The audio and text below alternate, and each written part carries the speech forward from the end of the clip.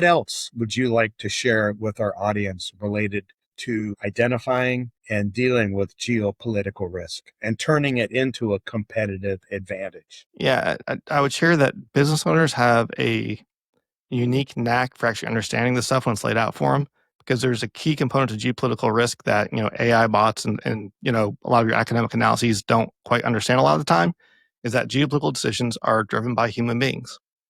And human beings are as flawed as human beings have always been.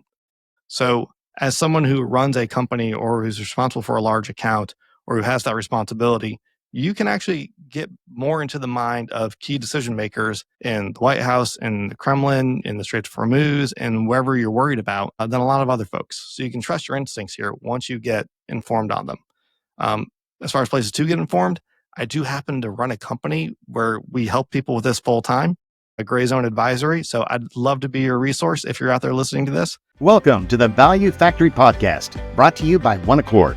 We're all about helping businesses thrive and grow through leadership, strategy, and meaningful impact. Now, whether you're a seasoned executive or just starting out, our goal is to provide insights and inspiration to help you navigate your journey. Thanks for tuning in.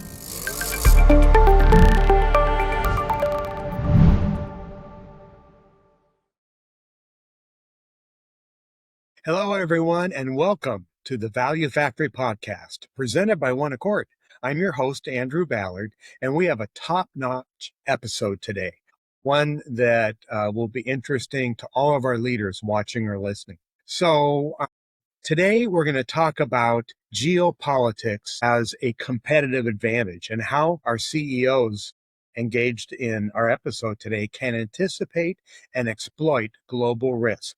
Now, competitive advantage, global risk, that may sound like an oxymoron, but it's not. And it's an exciting topic.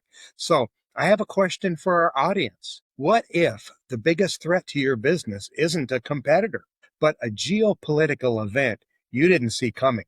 So we're going to dive deeper into that right now with our guest, Scott Kelly. And Scott is a former U.S. Army Special Forces officer and founder of Gray Zone. He'll talk Gray Zone Advisory. He'll talk a little bit more about that, where he advises companies on navigating geopolitical risk and positioning for advantage in uncertain times. And I don't think that this topic could be even more timely. There are so many things going on geopolitical right now. It's just geopolitically right now. It's nuts. He also hosts At the Water's Edge podcast. And at the end of this podcast, we'll talk a little bit more about that, where he interviews leading experts on global conflict and strategic competition.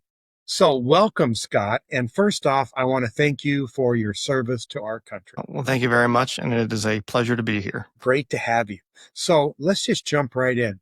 What should CEOs think about geopolitical risk today versus, say, 5 or 10 years ago? How have things really escalated? Yeah, so we've seen this really interesting shift in the global landscape and how the international rules based order is constructed.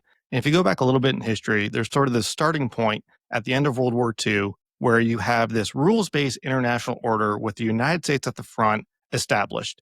International humanitarian law becomes a big deal. There's global trade. The US Navy steps in and guarantees freedom of navigation. And we see this massive increase in global trade everywhere. Fast forward, you have the end of the Cold War, this really cool unipolar moment. Russia even helps us kick Saddam Hussein out of, Kuwait. Francis Fukuyama's talking about the end of history. And we're having this kumbaya international peace moment where war is an arbitration. The rules are set. We know what the world is supposed to be. That is falling apart in real time. And the recent war with Iran has already accelerated this. And so the big change for leaders is that, 10 years ago, if you're talking about geopolitical risk, you're talking about responding to black swan events that can disrupt operations temporarily before you return to a baseline. Today in 2026, we're talking about something that is constantly changing. The pillars that underpin the global world order of trade and all the business assumptions that came out of that are no longer static. They're no longer fixed. Disruption is not a one-off event. It is a constant state of change, and that change is only going to continue to accelerate. Yeah, I mean, it seems like the headlines for the war with Iran change every day.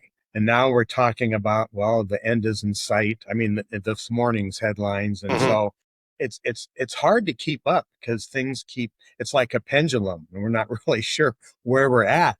And then, you're taking a look at the dynamics of 11 nuclear or physicist scientists either being killed or that we can't find them. So there's, a lot of things going on right now, and some of it's pretty scary. So Scott, can you share some examples of companies getting this wrong and how they ended up paying for it? Sure, without naming any names because my lawyer wants me to stop doing that. Companies that get this wrong, one, inventory has become a dirty word, and companies who really get this wrong are companies that assume their supply chain is intact and they think that because they have a good relationship with their immediate supplier, they're okay. And maybe they are. Maybe the supply chain between their company in the US and their supplier in Mexico is rock solid. But pull that onion back 2 or 3 layers. Where's the company in Mexico getting their stuff from? And oh, by the way, if that slows to a trickle, where do you fit into their priority customer list? Did you put it into a contract that if supplies are limited, you go to the top of the list? Because at a certain point, this isn't about who can pay the most money. It's who provides the best long-term relationship value to a firm. And that trust is something that you can't buy. You either need to have it in the contract or you need to build it over time. And most folks go for low-cost options with guaranteed supply, and that works in a stable system. The system is no longer stable. You saw companies get wiped out in COVID because of poor supply chain management. And it was this assumption that inventory equals lost profits, not inventory is insurance on the survival of the company. And you can't blame people for that because we have a quarterly earnings cycle. Public companies, stock markets trade.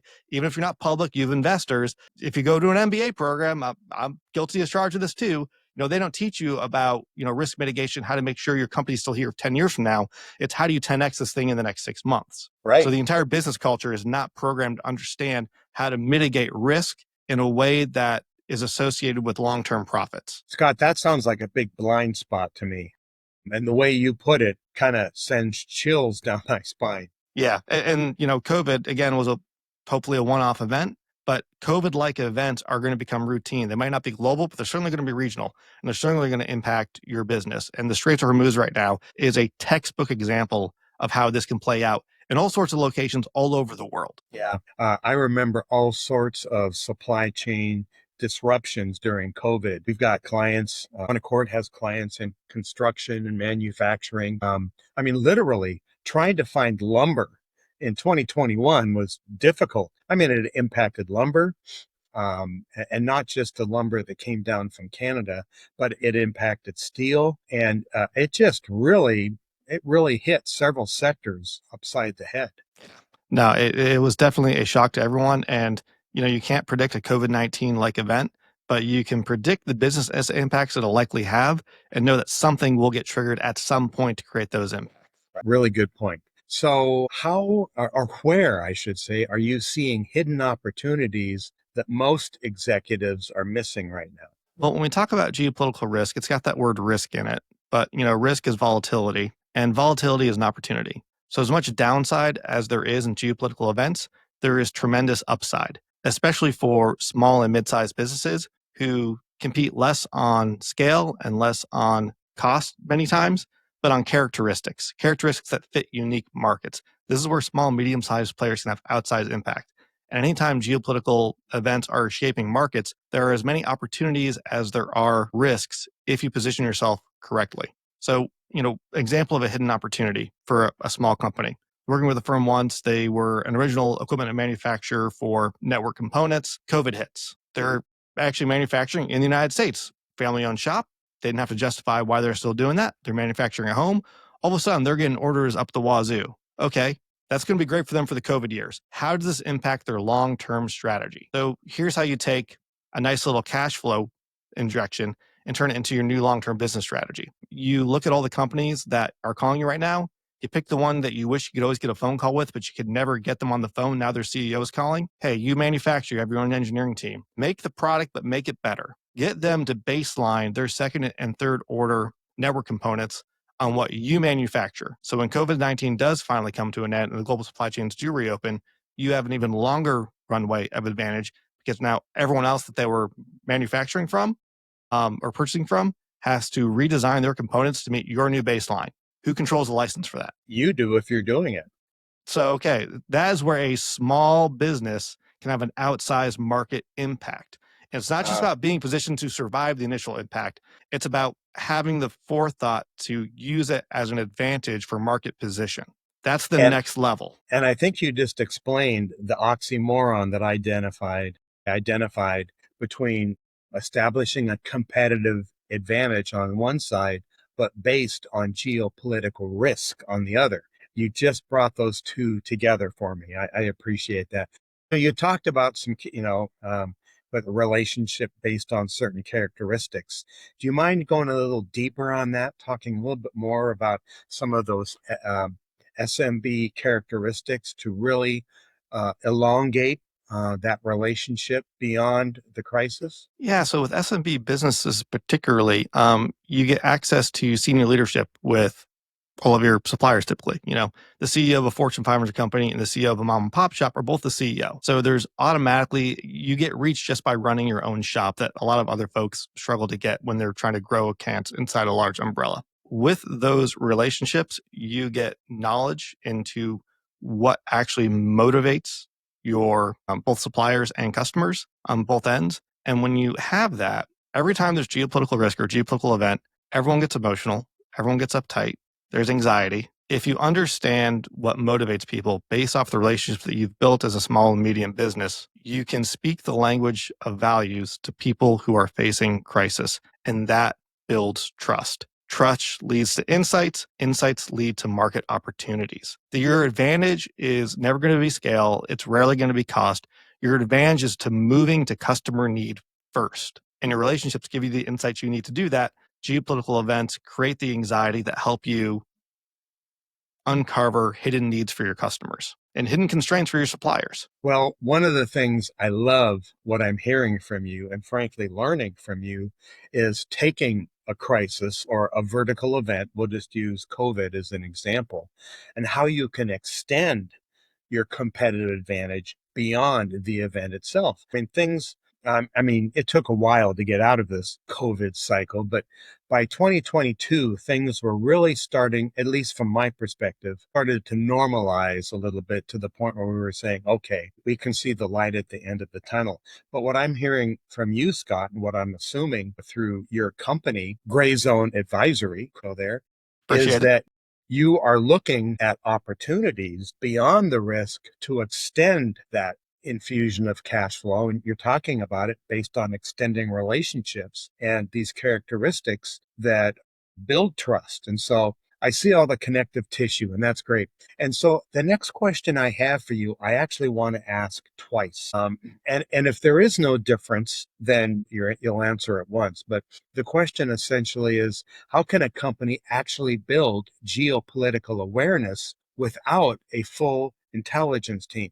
And I'd like you to first answer that based on, maybe a mid-sized company. And I want to hear how you define a mid-sized company. And then let's go back around and circle to a smaller company. And if you, for our audience, could kind of define how you see the distinction between a small business and a mid-sized company. Yeah, so coming from the government contracting space, for me, the 500 person threshold is important because that drives whether or not you can get certain types of federal contracts. But from a broader business sense, I view any company between 10 and $100 million as a mid-sized company in revenue, and if you're doing 10 million or minus, a small-sized company. And it's just because the Perfect. decisions you make to scale from 10 to 100 are pretty uniform. Once you get past 100, it's a different set of skills, almost a different management team you need to keep growing the business. And same thing, getting from $1 to $10 million. Will earn you your first dollar, will earn you their $10 million. Once you get to 11, you need to start changing how management works. So those are the thresholds I use. Super. So let's start with the 10 to 100 million mid-sized company and get back to how they can build geopolitical awareness without having, what a large or Fortune 500 company would have. I mean, you mentioned the threshold at 500, and I think that's an SBA standard. So I love the way you articulated that. But let's look at your defined mid-size sector and talk about how they can, go about building geopolitical awareness. Yeah. So the first thing is understanding your own risk profile and what can really sink you. Supply chain is the first thing you want to look at. Where do you get your stuff and where do they get their stuff? And if you even go 2 layers deep, you're way ahead of the curve. So where do you get your stuff and where do they get their stuff? And where do you fit in a crisis into their supply chain? As far as, are they actually going to send you stuff if you need it? This isn't a cost thing. If you're $10 million, like you can go get money from the bank to hold you over, that's fine. This is a, can you even get the stuff thing? Once you look at that, look at the people on the other side who you sell to, because your customers buy a whole bunch of stuff from a whole bunch of people. So how would a geopolitical event impact their ability to continue to be your customer? That's one that a lot of folks skip. Now, once you map those two things out, you want to start thinking of what type of black swan events. We would call them historically black swan events. I would argue that they're going to become routine events at the regional level. What sort of events would trigger those? And then next step after that is you look for your key indicators that those events are going to happen. And you can get most of that from the news when you know where to look. And here's the third thing. So you understand your risk coming in, you understand your risk going out. You start imagining what events could trigger those risks.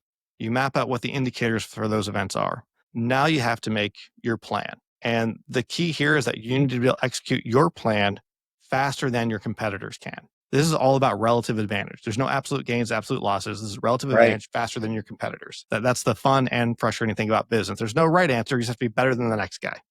And so once you have that, you identify your tight tiger team of folks that you're going to bring in the final moment, because any plan you make is irrelevant the moment you put pen to paper, but it's a guideline for when you need to make a decision. You identify the tiger team that you need inside your organization to decide how to respond to the event when you first start seeing the indicators. That's how you handle it as a mid-sized company. Excellent. And so let's do the loop again with that under $10 million company. Yeah. So under Are 10, they dealing with both the same supply and demand dynamics? Yes, they're dealing with all the above. What really changes is what can they do about it. They just don't have the same oomph as the mid-sized company. Right. So the concerns are the same, but the playbook has to shift. They don't have the resources that a mid-size company So this is would where you have. start making really hard choices. Like, if certain events happen, do we cut our losses early and shutter the business? That's a terrible thing to think of as an entrepreneur. Or, hey, if certain things happen, where do I still have competitive advantage as a smaller company? Because I can shift my product line or my services or my offering or whatever way faster. If I have that one critical client that I've identified, well, shoot, if I'm the CEO of the company, if I'm the sole investor, if I'm one of the founders, and I see those indicators happening, I can be on a plane tonight, knocking on the front door tomorrow morning, like, hey, just want to stop by, check on the account. By the way, we're seeing this stuff happen. Here's how we're starting to think about it. How are you starting to think about it? Your relationship and your speed of adaptation are your key things. So when you're a mid-sized company, you go through what I talked about and you start looking at market forces. When you're a small-sized company, you go through what I'm talking about and you look at what relationships do I need to live? Okay, as soon as I see something coming, I move on those relationships. I can figure out the rest as I go, but I need those relationships now. And I need them to like me better than everyone else they're working with. Hey, everybody. Nick Anderson here, CEO of One Accord. Thank you for tuning in to the Value Factory. I hope you're getting value from this episode. Listen, one of the ways that we partner with CEOs is using our system called Oasis, the One Accord system, our proprietary business operating system that is designed to shift your leadership team from reactive firefighting to focused execution. We provide the framework to align your vision with your strategy, ensuring sustainable growth and clarity at every level of your organization. To learn how One Accord can support your company today, click the link in the show notes or the bio to get connected with one of our senior leaders. Well, I really appreciate the distinction. And one of I love the whole idea of it's not just your supplier, it's your supplier's supplier. You're diving way deeper. And then, you talk about taking a look at the demand side. And we saw, a lot of, especially small businesses, but also SMBs early in COVID, they were just blindsided. And beyond all the supply issues we're talking about, demand eroded. I mean, even on government contracts, we saw demand go down. So I can see why that's a huge deal. One of the things that you mentioned for both the midsize and small business that I wanted to peel back the onion on a bit had to do with indicators. And, again, the indicators, market forces, more important to the midsize relationship, more important to the smaller entrepreneur. But how do you establish and analyze those indicators? Does it go beyond a SWOT or a pest analysis? Yeah, so those are useful frameworks. So when you look at indicators for geopolitical risk, you have to look at who are the main actors in the geopolitical system. And those are states, those are governments. So how do governments react to stuff? We, of course, have our template for how they react to stuff here in America because we're Americans and we like our government, kind of. We have a pretty good business environment. We can say that. We have a pretty good business environment. But we'll leave the rest of the commentary for a different show. Maybe you can have me on your show and Yeah. we'll get into that. No, just kidding. Okay. Yeah. That'll be behind a paywall, folks. Don't worry about that. Yeah. Okay, so you have to understand how different governments are structured and what the incentive structures for those governments are, how they relate to their domestic concerns. It's basically stakeholder mapping, the way you would do for any sales cycle for a company. But the inputs that motivate the stakeholders that you're evaluating and the decisions they make aren't profit and loss statements in the way we typically understand them. It's political capital, it's reputational capital. The People's Republic of China does not care about domestic political dissent. It's not an issue. They are not concerned primarily with economic prosperity, not an issue. Ruling class, political class in America, very concerned about those things. So how those governments respond to the same type of domestic tensions, very different, as an example. Sorry, I lost where the question was. Well, we were looking at how you capture those indicators. Yes, the indicators. And I was talking about a SWOT and a pest analysis. And So indicators. So great example of an indicator right now, if we're looking at Straits of Hormuz. So, hey, ceasefire with Lebanon signed, straits are open. What does that mean for tomorrow, the next day, the day after that? What's the 6-month analysis? Key indicator that you can look at, though, is troop movements in the region. Are we moving more stuff into the region or less stuff in the region? C-17 traffic. There's only so many C-17s in the U.S. Air Force. They're at like a 90% utilization rate. If you see changes in C-17 traffic, that tells you where the U.S. military is placing its bets. If you wanted to know that Russia was actually going to invade Ukraine, you had to look at where the blood banks were moving closer to the front lines because it actually takes a lot of resources to maintain a blood bank. When you understand those key indicators, you can see how governments are thinking about problems, not how they're signaling about problems. And that is far more predictive than what you see in the headlines. So Straits of Hormuz, headline, Strait is open. Indicators, U.S. is still moving more stuff into the region. Iran still has its drones on standby. Israel's running out of interceptors. The Gulf states are all screaming bloody murder. Some of this is public, some of it's private. All of it can be open source verified. So there is no indication that the Straits of Hormuz problem is going away anytime soon, or that we're any closer to a long-term cessation of hostilities than we were yesterday, as an example of indicators. It seems like we go one step forward and 2 steps back. And, there's a lot of lack of trust there.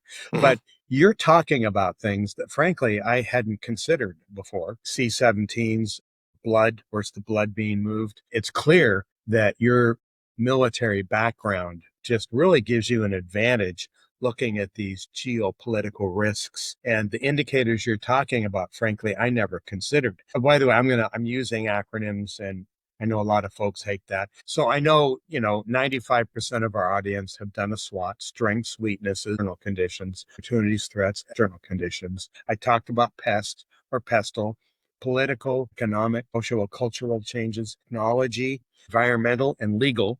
And those are, categories of looking at market forces and geopolitical risk.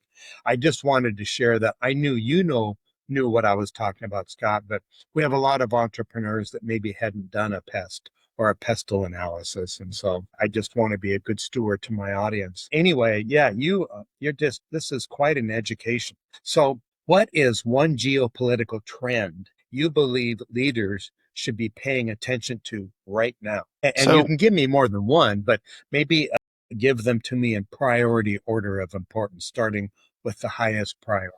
Sure. So at a big old macro level, the biggest geopolitical trend that we see right now is going from a unipolar world to a multipolar world. And if you go into international relations theory, they describe centers of power as poles. United States, post-World War II, global hegemon, one polar world.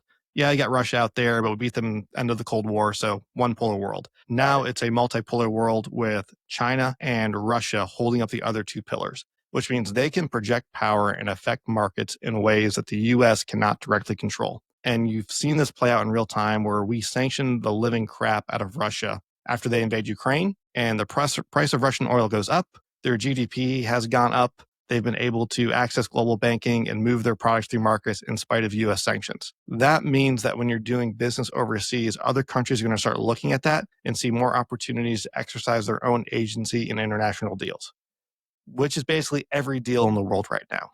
So that shift from the United States being able to call the shots is going to have tremendous impacts over the next 10 years. And that's before we even start looking at the fraying of American alliances, which some folks will look at the Trump administration and be like, yep, they're pissing off a lot of our allies and partners that have traditionally been part of our sphere of influence. It'll go back afterwards. I'm telling you right now, that is not the case. The trust with Europe has been irrevocably broken, and it's never going back. We're just going to talk about it more politely in the future, more likely. So that's going to shift your relationships with customers and suppliers overseas. Other big one will be a little bit more longer term, easier to hype, harder to execute. The currency risk, changing the petrodollar. The US dollar is propped up by the fact that the Gulf states all execute their oil transactions with dollars. That lets us borrow and print money like crazy. Think about all the bailouts we did 2008, COVID, dot-com bubble. That wasn't so much of a bailout, but there was some stuff. We were able to print massive money, inject it into the economy, prop stuff up, small business loans, all this stuff. The petrodollar, whatever happens with this war with Iran, is going to be a lot weaker coming out of this. Now, the dollar's not going to be replaced as a global reserve currency. Why is another conversation we can get into, but its power and influence as the default standard is going to continue to be diminished. That means the ability of the American government to print money in a crisis and bail out big, small, medium businesses, mom and pop, whoever, is going to be diminished compared to what we were used to 2008 and COVID. We're just not going to have the same amount of juice to squeeze into the system when stuff happens. Right. And just printing money has its own cost that can be very long term. I was looking at our debt service on the national debt, that, the interest rate the interest amount that we're paying every month. And it is absolutely staggering.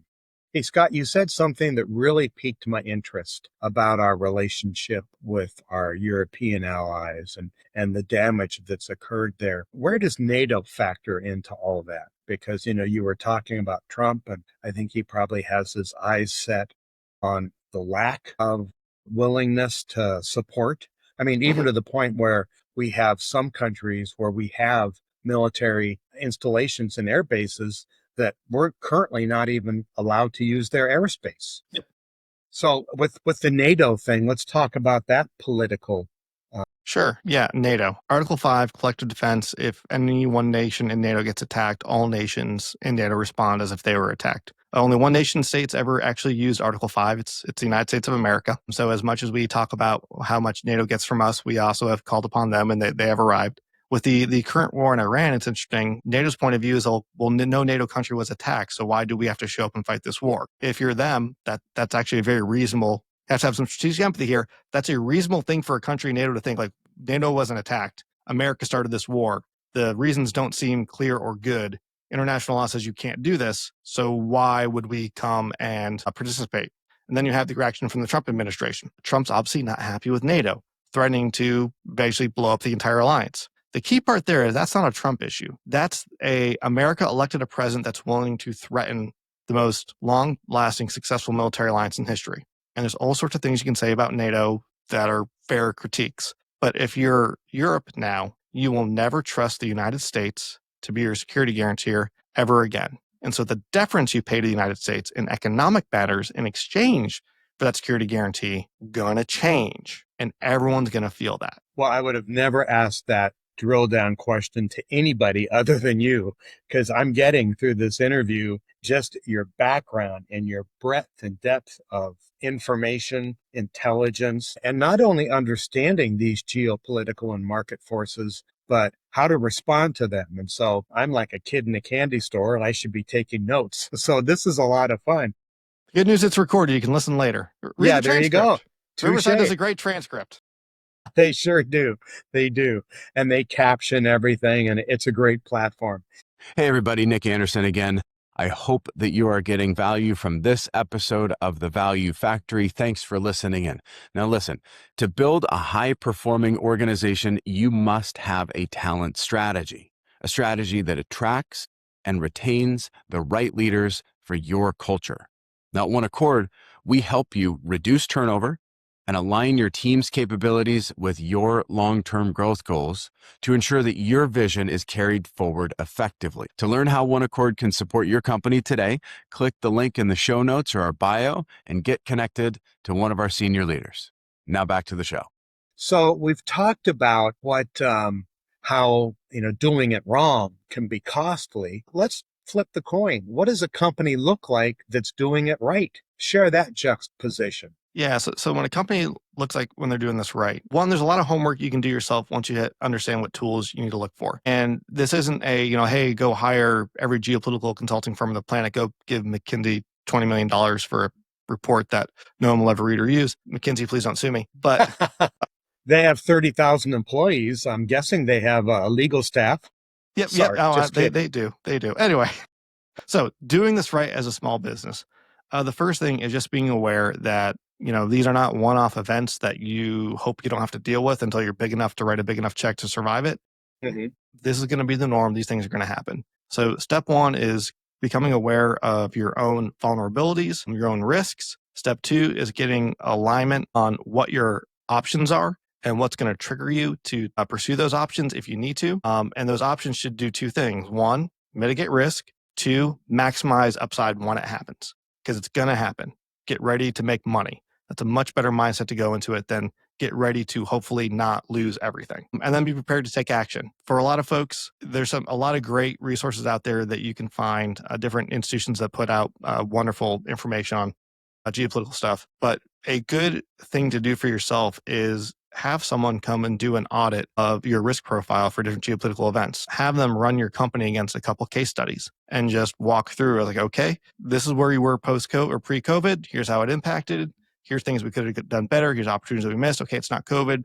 It's something else. Let's have the case study done. And then if you feel like you need more, put someone on a light retainer where they come in and do monitoring on a routine basis and, give you quarterly updates. This is one thing. One, it keeps you from overreacting. Two, if you have outside investors or board of directors or anyone else that you're, obligated to be accountable for, and they start asking these random questions, it's a bit of a CYA, cover your ass, to already have the plan on the shelf that you can pull down like, yep, we looked at this. We identified these risk points. Here's our mitigation strategy. Here's a strategy to pursue further upside should something happen. That builds a lot of confidence in you as leader of your business. That's more for mid-size than the small size, depending where you're at, but it's very real. And then if you do have a large critical gap, you might need to bring one or two people in-house full-time to help you with this. Now, key here, though, is that I would caution folks from getting someone who just came out of government or came out of a think tank that's never actually been part of a business. It's one thing to understand geopolitical risk. It's another thing to map that to business outcomes. Yeah. Have they ever managed a P&L?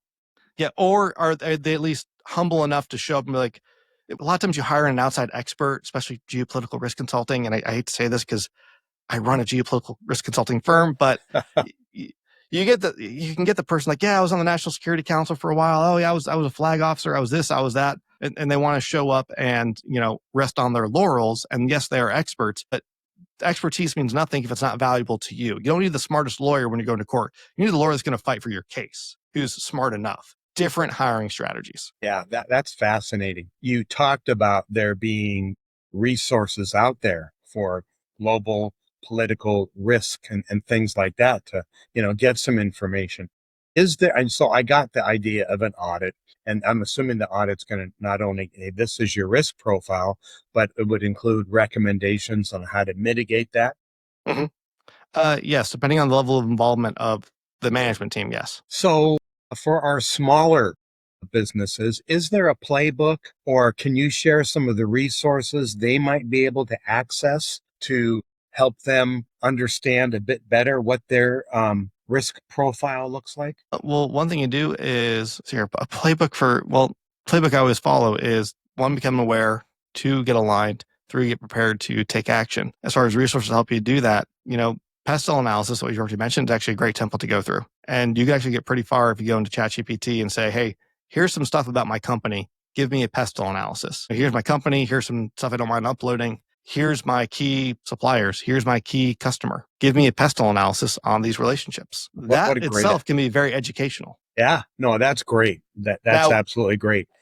I'll just say this, it'll tell you what to pay attention to. The answer it gives you is probably not right, but at least the awareness factor is tremendous. Yeah, you could end up with an AI hallucination. My experience with the generative AI agents is that they are getting better and better. I'm not as familiar with agentic AI. I know the more autonomous agents, but that's really useful. So as we're winding down here, Scott, is there any other information that you'd like to impart or share? I mean, you've kind of said you've shared with the audience what they should be thinking about and, the key priorities in order. What else would you like to share with our audience related to identifying and dealing with geopolitical risk and turning it into a competitive advantage? Yeah, I would share that business owners have a unique knack for actually understanding this stuff when it's laid out for them, because there's a key component to geopolitical risk that, AI bots and a lot of your academic analyses don't quite understand a lot of the time,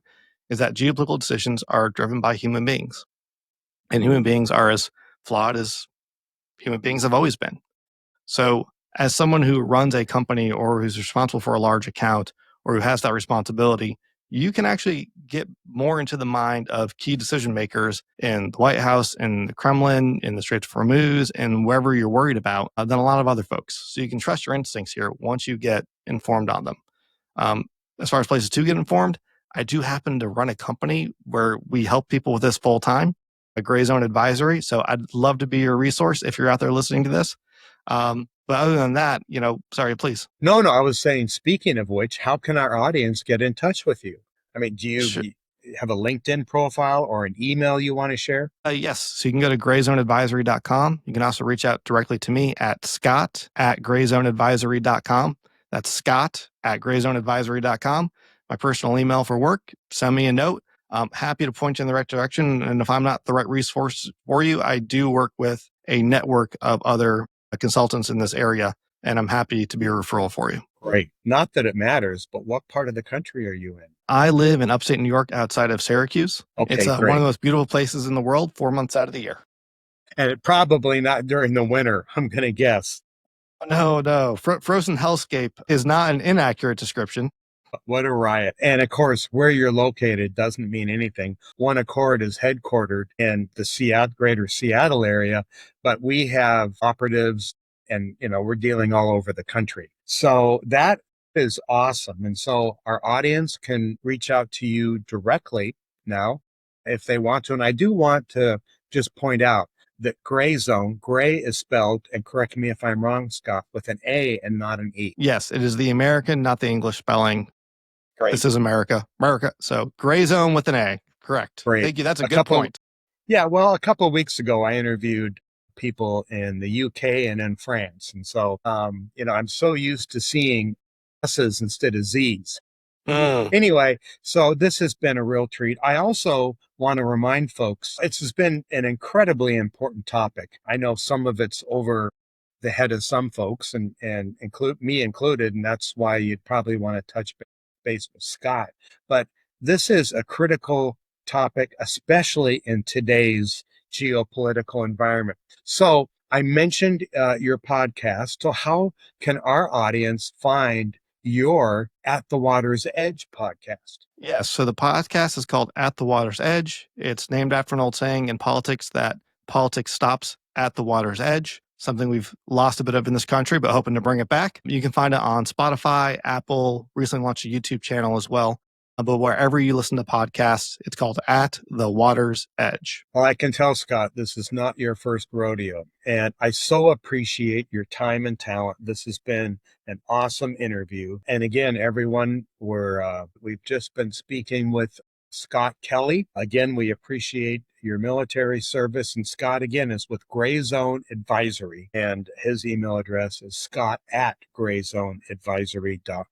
So, Scott, thank you so much. And to our audience, thank you for being with us, being with The Value Factory, presented by One Accord. And I am your host, signing off, Andrew Ballard. Thank you all, and have a great day and a great week. Thanks again, Scott. My pleasure. Thank you so much for having me.